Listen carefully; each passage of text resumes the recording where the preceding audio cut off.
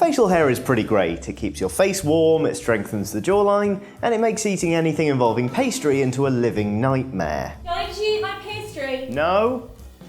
Yes? Facial furniture also pops up fairly frequently in video games, generally as an easy way to denote badassery. Take the Order 1886 for instance. Any idiot can take down a werewolf, but to do it without messing up your perfectly waxed handlebar moustache, well, that takes talent.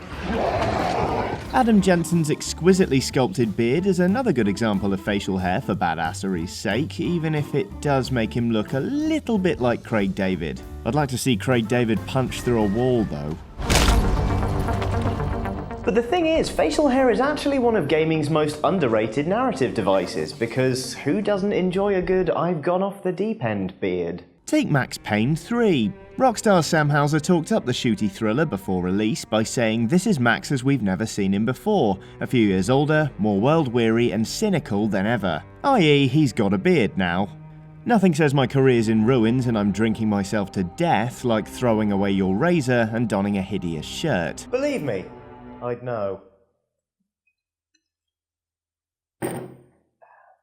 Of course, Max isn't the only one. In Gears of War 2, Dom Santiago completed his mission to find his missing wife, taken prisoner by the Locust, celebrating the end of his quest by shooting her in the head because she wasn't pretty anymore.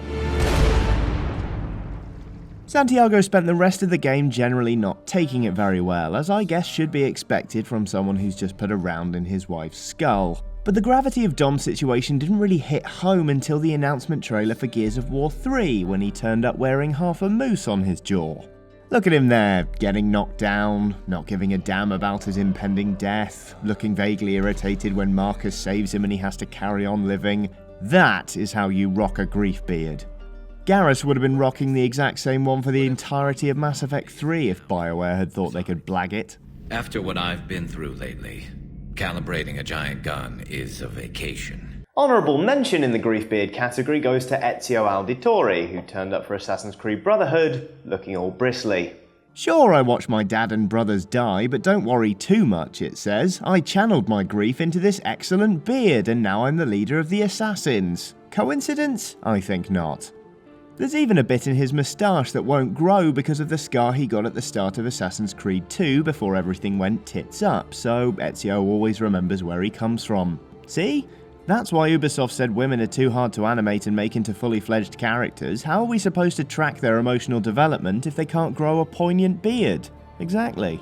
But what if you already have a beard when the bad thing happens? How are you supposed to mark your downward spiral then? Don't worry, Joel from The Last of Us has you covered.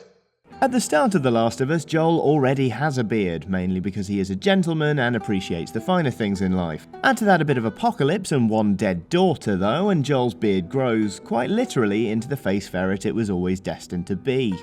The intricacies of Joel's character are written plain on his face in a bushy beard and a smattering of greys. I'm a tender, caring soul, it says, but I will smash your face in if you're not careful. You see? Beards. Who cares if they're a bit of lazy shorthand? I think they're great. Here's to you, facial hair.